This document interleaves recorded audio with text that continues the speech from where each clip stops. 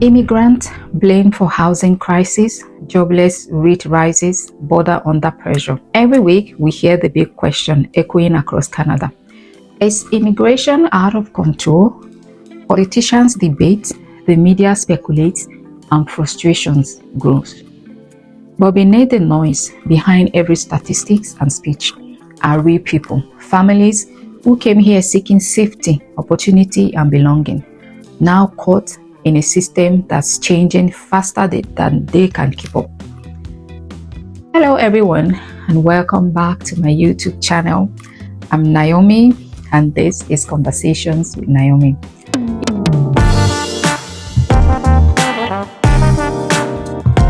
If you are new here or seeing my face for the first time, please hit that subscribe button, like, share, and stay glued for more great informative stories coming your way.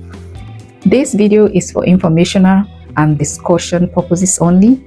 The view expressed do not represent legal or political advice. All policy information is sourced from publicly available government and media reports. Let's begin our story now. In today's episode, we are unpacking one of the biggest conversations happening right now in Canada. The growing divide over immigration, the backlash is causing, and a new bill that could reshape everything. The C-2, the Strong Borders Act. Before we continue, let's take a listen to some clips from the Parliament CIMM meeting number 8 held on October 21st, 2025. Then we will come back for a conversation.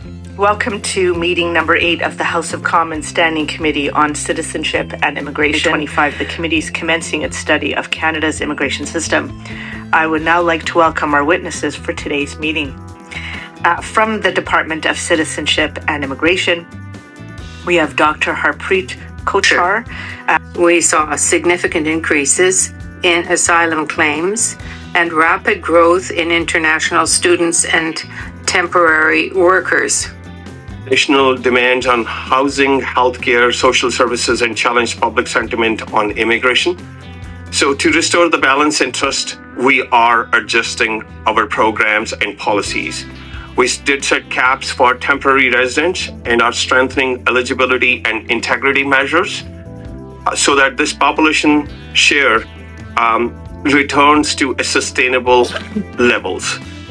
Changes made to our work permit and international students program have already resulted in fewer newer arrivals, over 235,000 fewer between January and July compared to the same period last year. The heated debate. On October 21st, 2025, during CIMM meeting number 8, Canada's immigration officials faced a storm. Deputy Minister Harpreet Kochar sat before PMs as conservative leaders grilled her on what they called Trudeau's open border chaos. They pointed to the numbers: 395,000 new permanent residents, over 670,000 temporary foreign workers, and a youth unemployment rate climbing to 12%. The message was clear. Some politicians believe immigration is no longer helping, it's hurting Canadians. They blame immigrants for rising rent, job shortage, and strained social services. But here is the question we rarely stop to ask. Are immigrants really the problem? Or are they just being blamed for a system already broken apart? The reality behind the numbers. The truth is, Canada's housing crisis began years before these new arrivals. And the youth job market has been unstable long before immigration hit the headlines. Immigrants don't just take jobs, they also create them. They work in hospitals, farms, restaurants, construction, industries that keep Canada moving. But as the debate heats up, compassion cools down, and the government's new response, a bill called C-2, the Strong Borders Act. If you believe stories like this deserve to be heard, please subscribe and share this video. Every click helps give a voice to people who are being silenced. C-2 explained. So what exactly is C-2? In plain terms, is the government's attempt to tighten the border, reduce irregular entries, and fast-track deportation. Supporters say it's about security and fairness, making sure Canada doesn't take in more than it can handle. But critics, including immigration lawyers, human rights advocates, and refugee sponsors, call it something else. They call it a betrayal of Canada's humanitarian promises. The bill gives more power to border officers and ministers to deny entry. It limits humanitarian appeals and risk assessments, meaning that even those fleeing persecution might not get a chance to plead their case. And for those already in Canada, it could mean faster removal, fewer chances for review, and less time to seek justice.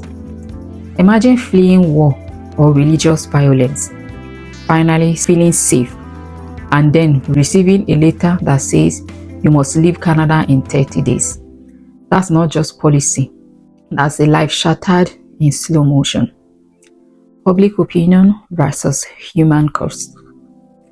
What worries me most isn't just the policy itself, it's the tone of the conversation. When people start saying immigrants are taking too much, what they often mean is, I'm struggling and I need someone to blame. But blaming those who came here for hope doesn't solve the problem. It only deepens the divide between us and them. Because if we really look closer, we will see immigrants facing the same fears as everyone else. Rising rent, uncertain jobs, and a cost of living that climbs faster than dreams can catch up. They don't come to take, they came to contribute. They build, they belong, and to believe that Canada is still a place where hard work and compassion matter. Closing and reflection. As this debate continues, one thing is clear. Policies like C-2 might protect borders, but they also risk hardening hearts. Canada can have strong borders, but still be a compassionate nation. We can manage numbers without losing our humanity. So before we judge, let's listen. Before we close doors, let's remember. Hope doesn't stop at the border. If you believe in a Canada that values people over politics, please like, share, and subscribe to this channel, because every story deserves to be heard. The stories we talk about here is for real people, real stories, and real conversation. I will see you all in my next video. Stay safe, stay strong, and bye for now.